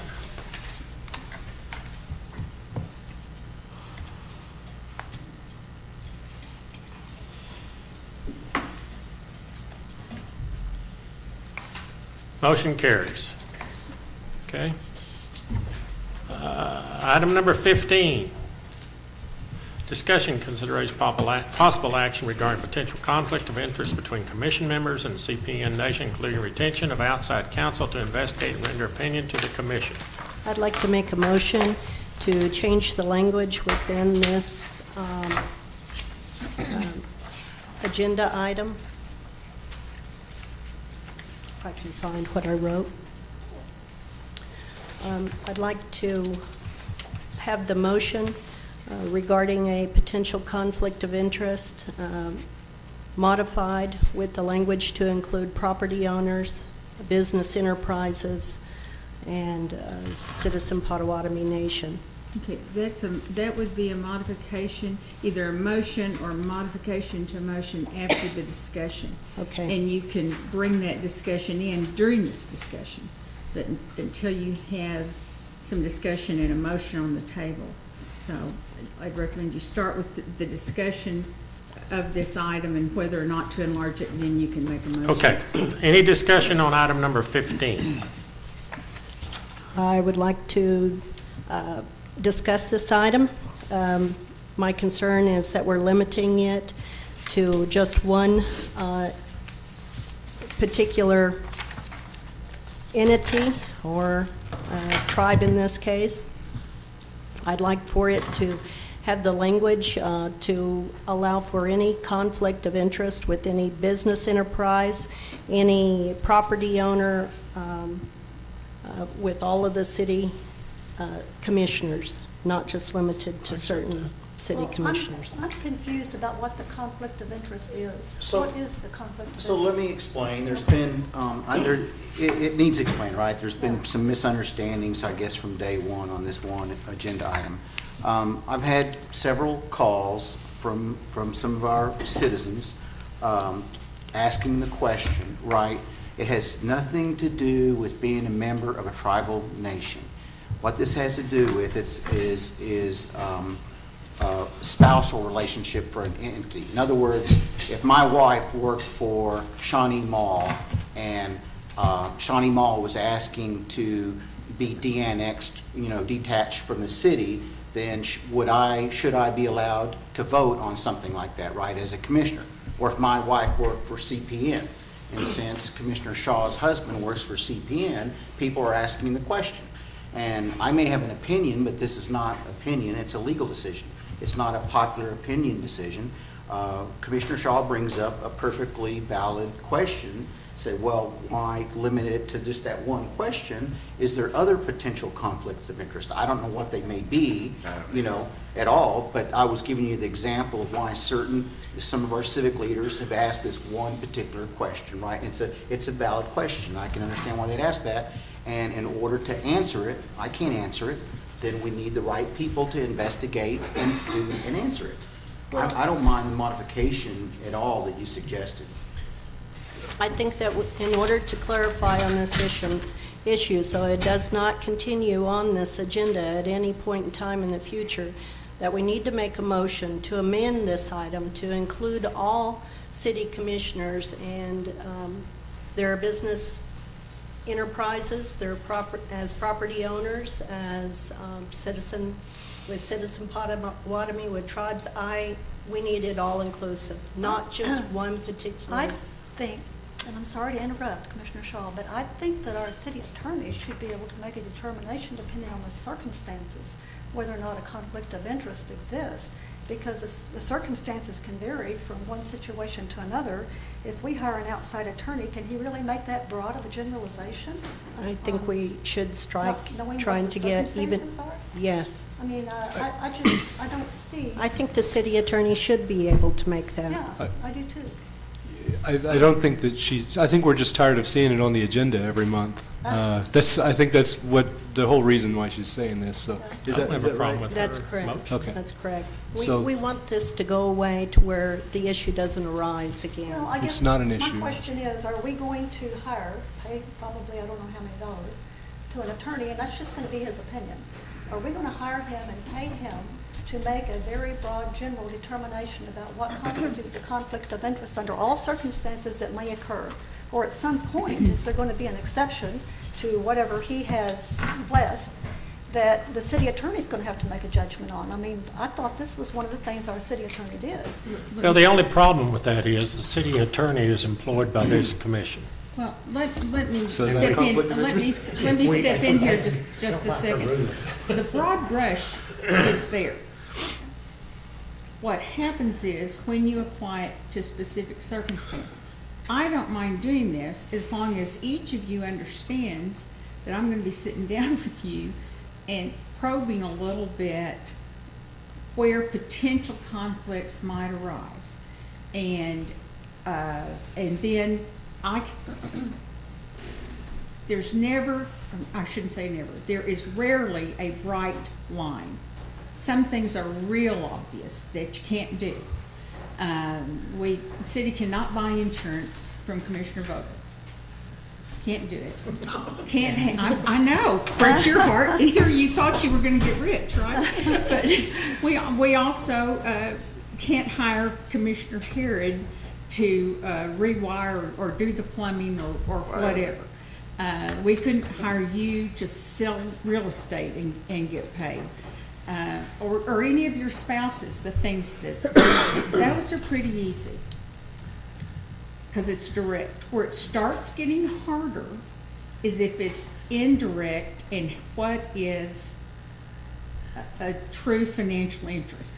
If you're just working somewhere at $10 an hour, the city's relationship, but whether or not we buy widgets from that company probably isn't significant. If you're the sales manager at the widget company and your bonus is going to reward you, that probably is an interest. But that's where it gets gray. And without knowing, I mean, I have a pretty good idea of what his interests are, though I don't know that they're complete. Pretty good about his, pretty good about yours. But I don't know, as far as I know, I have it pretty well. But if Commissioner Hall's wife works, I don't know it. And I don't know where she works, if she works. he leaves town, he doesn't know. But that's the kind of things I'm gonna have to come ask you. Well, I think you're gonna have to say it's gray, Mary Ann. And you're saying it's gray, and I would think the commissioner would automatically say, if it's gray, I don't want to vote on it. Well, and risk my ethics. There's some things I can tell you, they're bright line. There's some things that I'm going to have to tell you, and ultimately the opinion will come to all of you. Are you comfortable in that position, though? I struggled with this one, I really did. I actually reached out to some of the state officials and discussed this, how to get this answered right, and that was who said that maybe the easiest way would be outside counsel. It wouldn't be very much money, and that may be the smart thing to do. But I'm not necessarily saying that we have to do that. I just think that the folks that are asking about it deserve an answer one way or the other. And again, I don't mind Commissioner Shaw's amendment to it. If there's other things that we need to look at, let's certainly look at them. I certainly want to be sure that we're, very open, and that we're following all the rules, and there's not even any perception of any problems. And let me say that it's my job, and I knew when I signed on, when there are not always things about the job that are pleasant or easy to do, but it's the job and there's the responsibility. I think that I can do it without worrying about the answer I'm going to give. Commissioner Hall raises the point, however, whether there is an appearance that I would basically be counting to 4. So from that point of view, I'll leave it to you. I'm comfortable that I can do it in terms of not skewing it one way or another. And I don't mind doing it if you want me to do it. Well, my concern is going out to hire an attorney to make a broad determination, and then next time we come up against something specific that wasn't included in his determination, are we going to hire outside counsel again to go out and make a determination? My understanding of what Commissioner Hall is proposing is that if we go outside, that person look at the specifics, just as I would do if I were talking to you, and to red flag for each of you either what's gray or what's an absolute conflict, and then share that. Well, why are we limiting this to the citizen Potawatomi Nation? Well, I'm not saying we're that accepting her I deal. think She's saying not limited. She's saying broadly. I know, but why are we limiting this to the CPN? Because her husband works for the CPN? Is that why this was worded this way? Absolutely. It was because the questions were asked of me, and that's how it was worded. And I'm not aware of any other potential, but there may be in certain area. But that was the example that was cited, that said, hey, is this a conflict of interest? And so I said, I will try to get that answered. And I've been trying to get it answered for whatever it is, 4, 5, 6 weeks. And where your spouse works does count in terms of the financial, possible financial. And that's the other thing everybody needs to understand. The Constitution is with regard to financial interests, not just, you live at the lake, so you like people at the lake more and you'll do whatever they ask. James has been around a long time and he's only going to do what his cronies ask. Everybody has a constituency of either your ward or other things, and it doesn't have anything to do with whether that is a conflict of interest. The issue is whether by the commission's vote, whether you vote or not, do you have a direct financial gain or interest, and that counts within a certain arena of your family, primarily your spouse. So we would be asking this attorney to get very granular then. In other words, like there may not be a conflict of interest if it has something to do with the Citizen Potawatomi Nation, but nothing to do with the medical profession or however he is employed with the CPN. That's Well, something- I'm going to be doing that. I mean, somebody's got to do that, whether it's me or someone else. Yeah. And I mean, it's some of it's just really very simple. It's 2 or 3 questions. You know, are you going to gain or lose financially based on your list of things that you and your family are involved in? But over the years, there has always been potential for one. I mean, we've had people up here that are in business and real estate and insurance and all kinds of stuff. And we've never had to hire outside counsel before to determine whether or not there was a conflict of interest between him and the insurance, any resolution we might pass for insurance for the city or whatever. Has there ever been a conflict of interest? But we've never had to hire outside counsel. Was it ever brought up on the to make a agenda, broad though? determination That's of the thing. what constitutes a conflict of interest between a commission member and a particular entity. So I'm not sure exactly why we're doing this now. It just doesn't make sense. I agree. That's the reason I think that this. Well, needs to if we be- want to do it, then I agree with you, Commissioner Shaw. It needs to be broad. And I think I heard Commissioner Hall here agreeing with you, said he had no problem with your motion in that matter. Okay? I think if So- we're going to do this, we need to do it broadly. I agree agree. with Commissioner G that we should not be having to pay outside legal to make this kind of determination, that we should use our own internal legal counsel to render or make a determination, I guess. Well, I think that would be a commission decision maybe down the road if Mary Ann said, you know, I don't think this looks right. And the commissioner says, well, I think it's right. Then they say, okay, let's get another opinion. Then we could make Yeah, that 'cause- decision. Huh? Well, and here's the thing. Part of it is incident dependent. If I were going to do this or you're going to have somebody else do this, I think basically you would be saying to each of you, here's the red flag. You know, here's where, and like, for example, Gary's is real clear. We're not buying insurance from Gary. That's just real clear. But for others, you'd have to say, this is a red flag. You'll need to determine if this issue comes up, do you have a financial gain? Because I can't tell you, I'm not going to look at your bank accounts. I don't know. Well, the original confusion item comes back into my thinking of where it was based on a Native person making decisions on Native issues, and I just don't want it to go along that trail of discontent. Well, it's not as far as I'm concerned. Right. Well, I think I mean, it's conflict of the interest should conflict. be. What Commissioner saw, she's saying that the perception is out there, even though that wasn't the intent. Right. Right, that, Right. you know, it Yeah. happens to be CPN, it Sure. could have been I Shawnee agree. Mall, right? I agree. And people wouldn't have thought about it, but since Commissioner Shaw is Native American, and since the CPN is a sovereign tribe, that's why the perception is out there. I apologize, that was not the intent at all. It was just, it'd be the same thing if my wife was working out there for CPN, right? I would say, you know what, I probably shouldn't be voting on anything that was CPN related. Well, let me give you an example of a recent one. We just voted to allow the building of some storage units on Independence. That's being built by his wife. He abstained Well, yeah, I because he think didn't want that it to be a conflict of interest. you know conflict of what I'm interest saying? should be Yeah. determined on a case-by-case With my basis. situation, it's different. But Okay. I just got one thing to add. If we give this power to, I mean, no offense, Marion, but if it goes to the city attorney to tell us what we can and cannot, you know, what our conflicts of interest are, I mean, the obvious ones we already know, but if we give her like that sort of power to do that, isn't that a conflict of interest in her case for being That's like what an she's employee hired of to us? do. Well, So- and that's why I'm saying it's a red flag. We don't want to. If she throws up the red flag, then we can decide if we want to go to outside counsel if we think it's an issue. Yeah, but that some of them are really clear, and I haven't had Right. this happen here, but I have had places where I get into that, you know, I tell you the most dreaded word you'll ever hear me say in public, it is my duty to advise you, because they were about to buy something from a sitting commissioner, and I couldn't get it stopped and finally had to do it that way. Sometimes it comes up and I can head it off at the pass. some of these, you're the only one that's gonna know.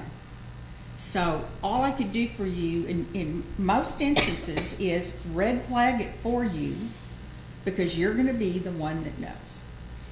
And I can say, you know, here's your situation, here's where potential financial interest conflict, and again, it's gotta be financial.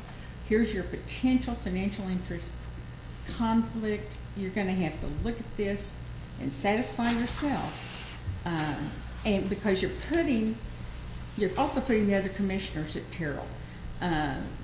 Again, that gets to be a criminal act, and we can't do it with, again, picking on Gary, but we can't say we're gonna buy insurance from Commissioner Vogel and he just abstains. You've still given him the benefit, because then the next item is Commissioner Harrod abstains and Commissioner Vogel joins to give him the plumbing contract or whatever it is. If that conflict is there, nobody can vote. Nobody can do it. So that's what I'd give you, and that's what I would anticipate outside counsel would give you is, you absolutely will have a conflict of interest if it is this, and this. You may have one if it's here, this is a red flag. Well, could you amend your Or, motion? and in some cases, that's absolutely not a conflict. That would also be a potential outcome. Could you amend your motion to say what you just said and that the city attorney handle it? If that, I don't know. We have a motion. If that'd make Commissioner down here happy. I just think that it should be determined on a case-by-case basis as the situations rise. There are a lot of gray areas. Go to her You know, I think this would be a waste of money. Okay. Let's see what motion you have on the floor here. I'll have some gaps in it. Really? You do? Commissioner Shaw, amend the motion, or amend the item to reflect all city commissioners and their business enterprises, not just tribal and not just one single commissioners. Okay, so we don't technically have a motion on the floor. We had a discussion of amending the title of the item, right. But there's not a motion on the floor. No motion on the floor. Now, do you accept what she said? No, it's just, somebody just needs to make a motion. Okay, but she could read that again, and that's my motion. Let her make her own motion. Okay. Do you have a motion that you would prefer? I mean, I'm open to changing. You were this. well on track there, I thought. Somebody just make a You were motion. well. I think we should just drop it. Well, Okay. I don't think we should drop it. So, you know, I like your motion. I don't mind, our city attorney doing this. So if we say that, the motion for city attorney to look into potential conflicts of interest for all sitting commissioners. Okay. That gets him off the hook with his people that have been calling him about it. Yeah. Say, look, now it's in the city attorney's hand.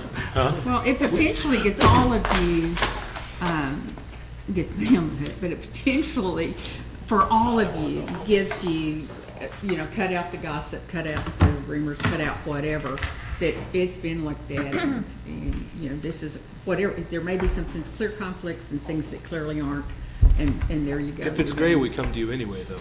We already come to you anyway if there's a gray issue, so it's. Okay, I'm waiting for a motion, or are we gonna drop it?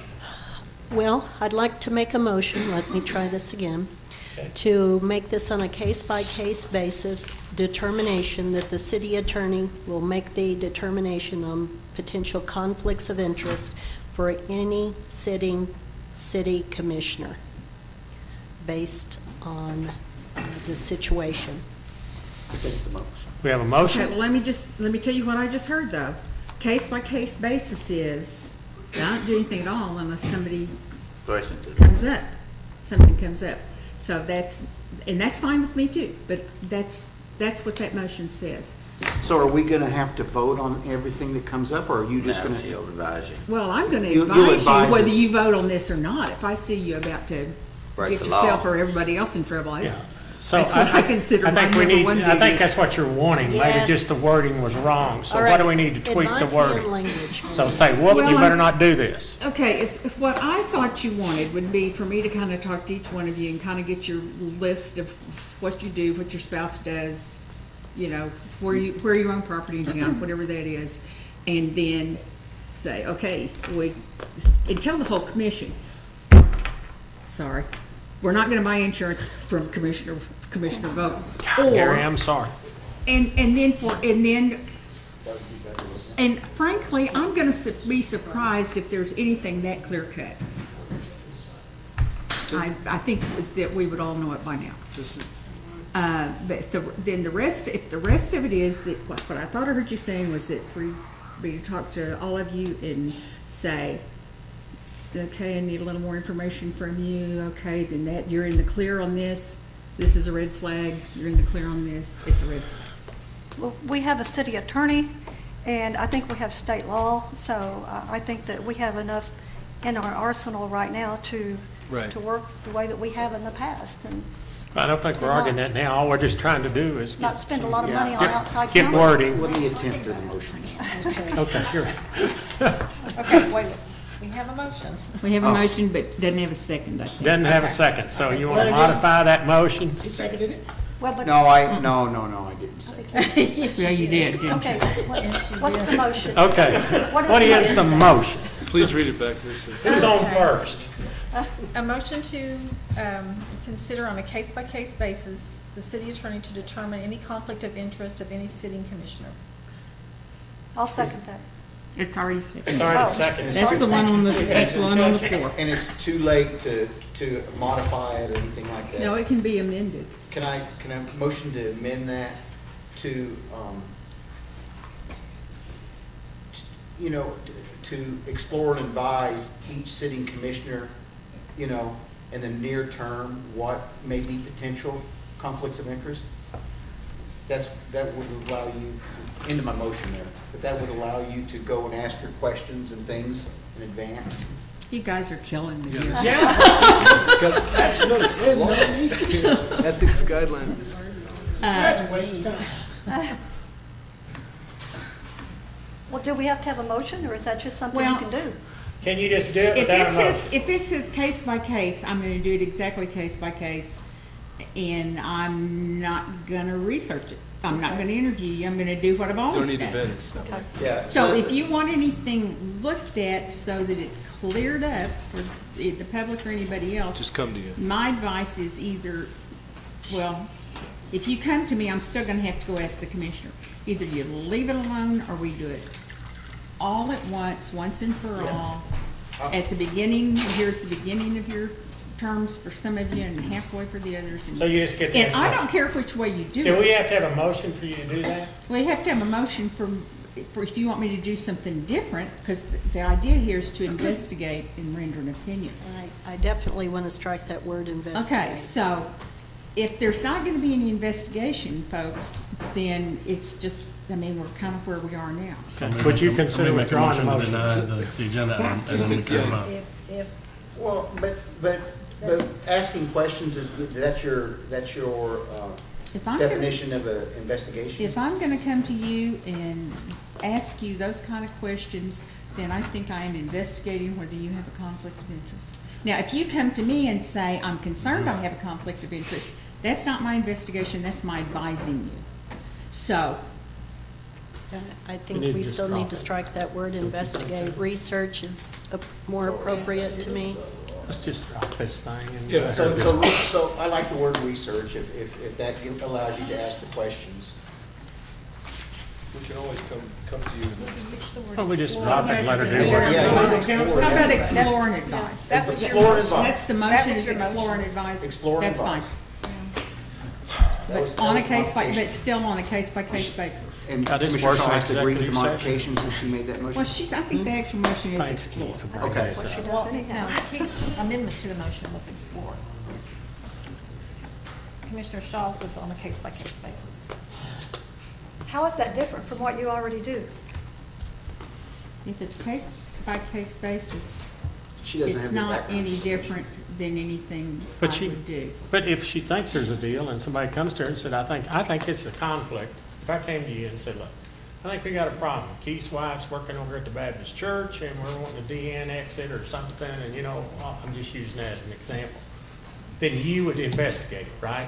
You I would go to Keith. call go to Keith and Commissioner ask him. Hall, What else do we and I want? would ask him about it to get the What else do we facts want? before I could render, because it would take that.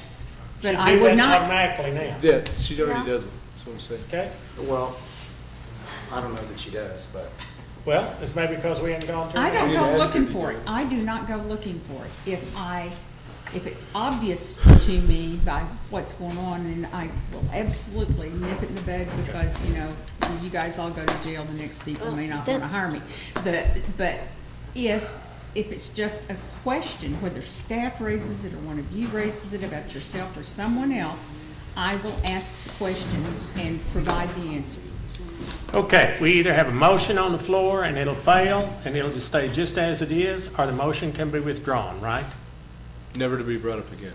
Yeah, I've got it. Tea time. Okay, what's the commission's wish?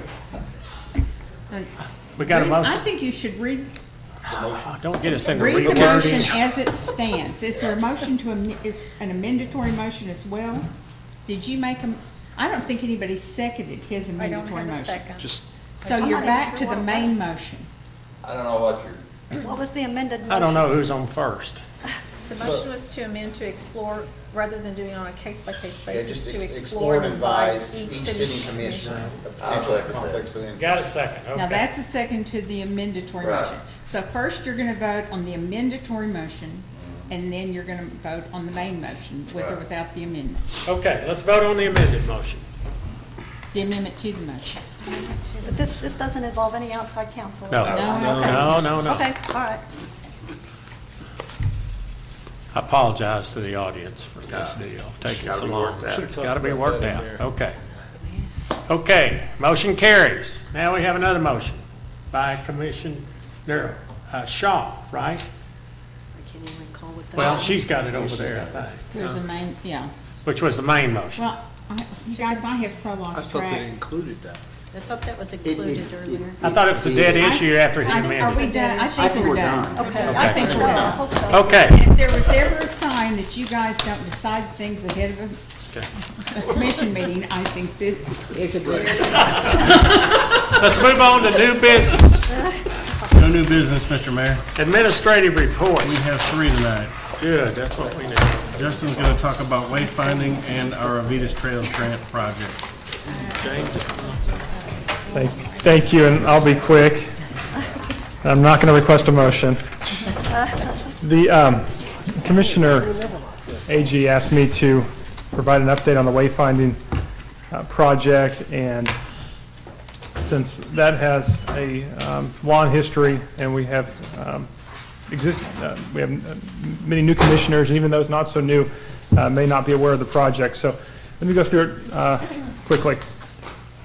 The wayfinding signage plan, it was a comprehensive signage plan that would implement signage throughout the community.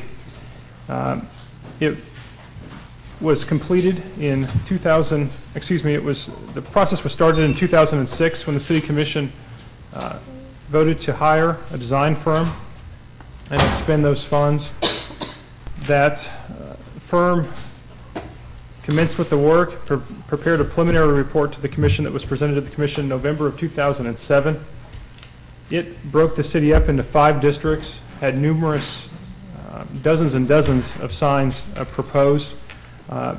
These signs were throughout town with larger signs at the key and the primary entry points to the community.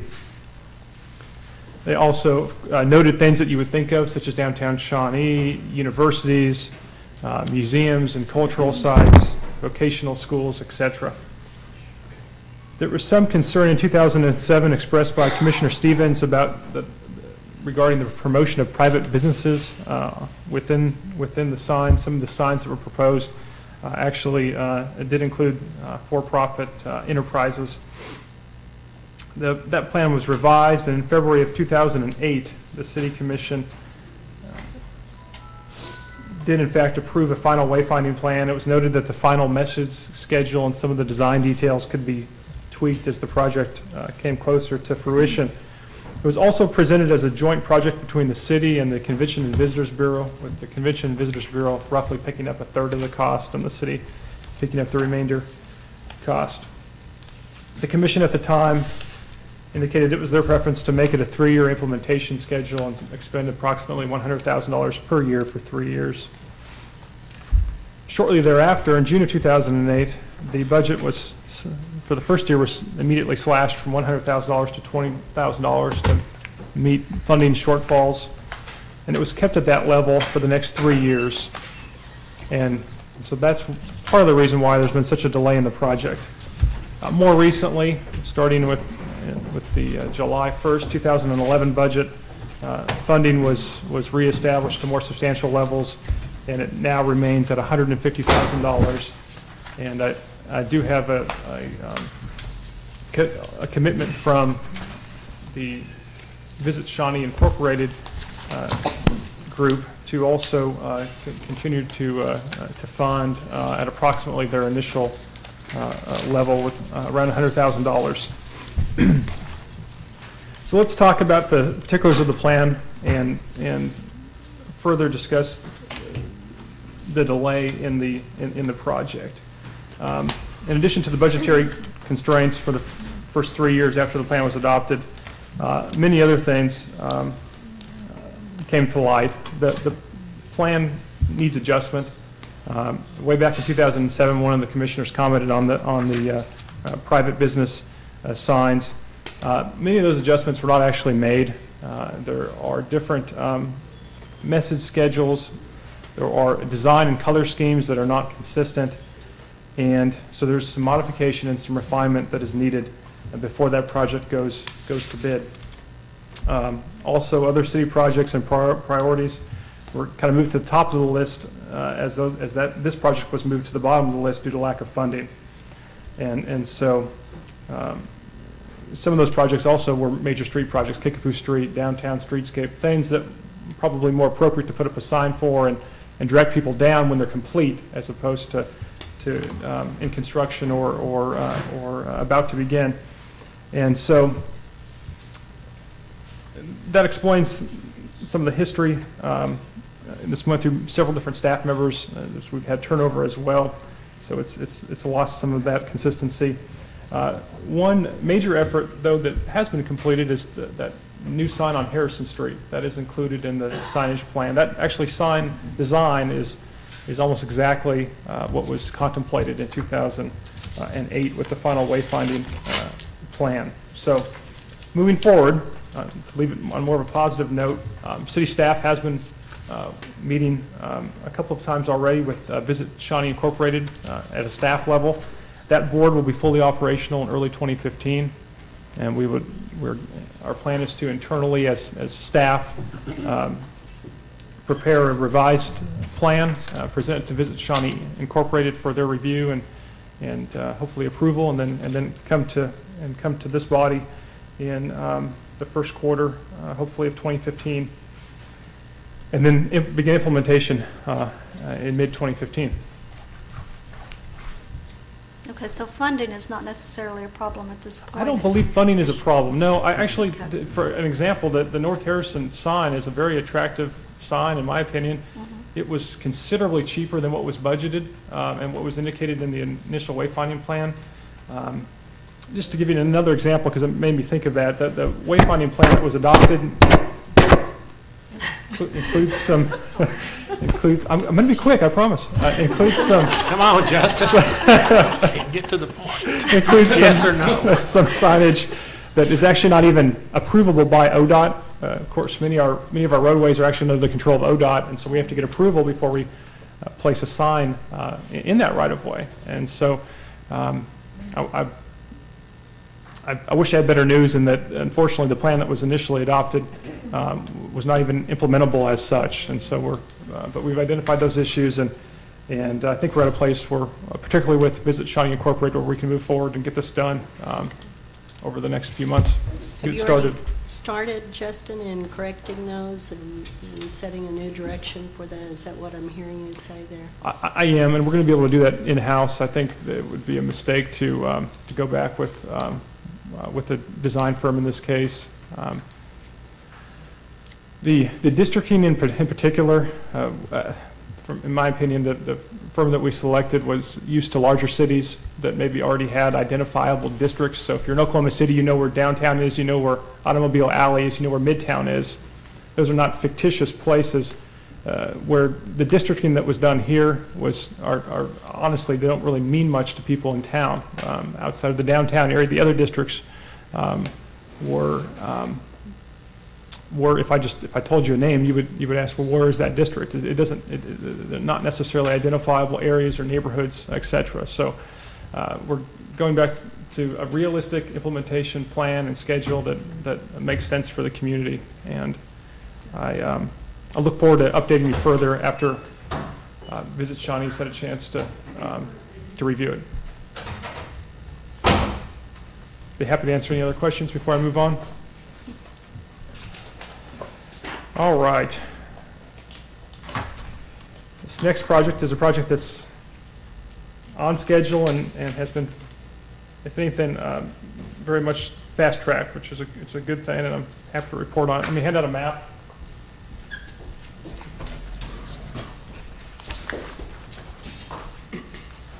I last reported on this in June of 2014,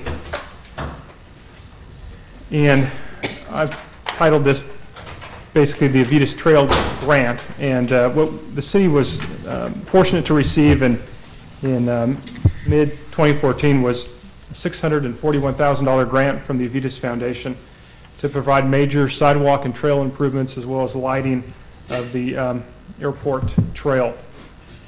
And it is a dollar-for-dollar matching grant, and so the city will also be contributing matching funds to see these projects through.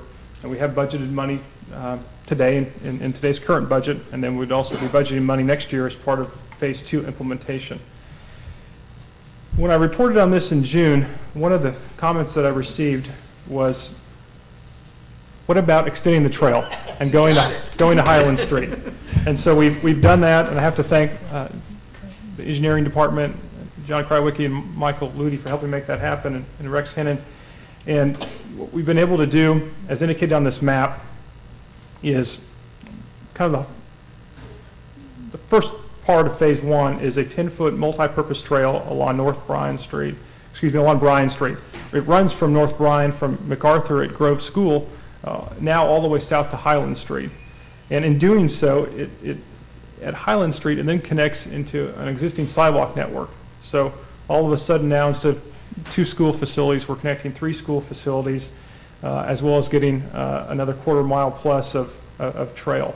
So the existing sidewalks there south of Highland on Bryan, you're not Yes. going to do anything with those? There's existing there? They're just existing, and they will remain. Mm-hmm. Justin, is there potential to expand that at a later date to There definitely is. And let me go over just the highlights real quick, and then I'll be happy to answer your questions. So Phase 1 over the next year, we'll construct that trail I just described. That will connect 3 school facilities. It will connect over 12 neighborhoods. It goes through a whole range of socioeconomic conditions and housing styles. The second component of the first phase is to connect the new Kickapoo Street sidewalks that are in progress to the airport track and to the YMCA. That's done through a short segment of sidewalk along Saratoga. And then we will also repair and replace and add sidewalks along Independence Street from the new trail on Bryan to Center Street.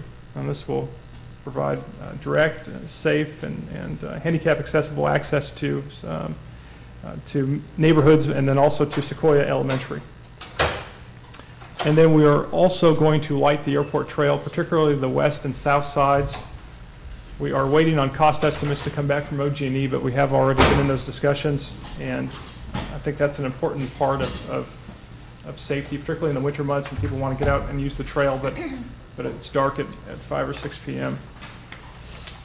And then for Phase 2, approximately this time next year, I'll be coming back to you for Phase 2.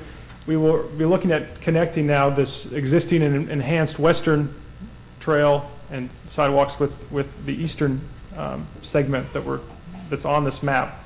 And we still have some engineering to do and some investigations, but it will be a logical east-west street, likely either MacArthur or Federal, and coming down on Center Street back to Independence, or even Independence Street. We're looking at about 2 or 3 different routes. But that is what the grant calls us to do, is to the Avitas funding is for the trail, the primary trail on Bryan Street and the lighting. And then what they asked is for the city's match to improve and enhance existing sidewalks and make that interconnection between the two systems. And so that is what we're doing as part of this. I think to Commissioner Shaw's point, this does set, in relation to the Master Trails Plan, these projects, these proposed projects are consistent with Master Trails Plan, and it very well sets up a kind of a phase, a long-term phasing sequence where all of a sudden we can go back with city funds and also hopefully with additional funds, either through ODOT or through Avitas or other foundations or funding opportunities to improve and enhance upon this even further. So it's exciting. I cannot, between this and what's being done on Kickapoo Street, what's being talked about for South Kickapoo Street, and then what's going to be done on Main Street, we're looking at the most walkability improvements to Shawnee in decades. So be happy to answer any questions on this project.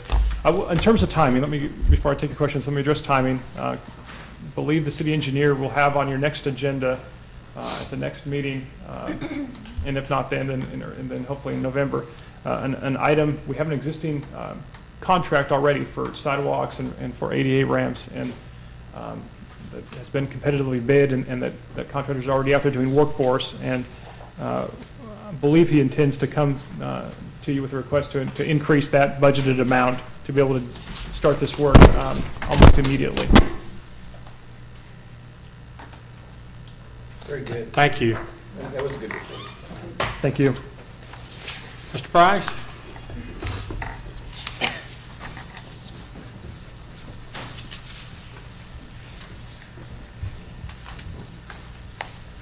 Mayor and Commissioners, I've been asked to report on the auditorium heat and air project. This is a project that's kind of been in the thoughts for quite some time.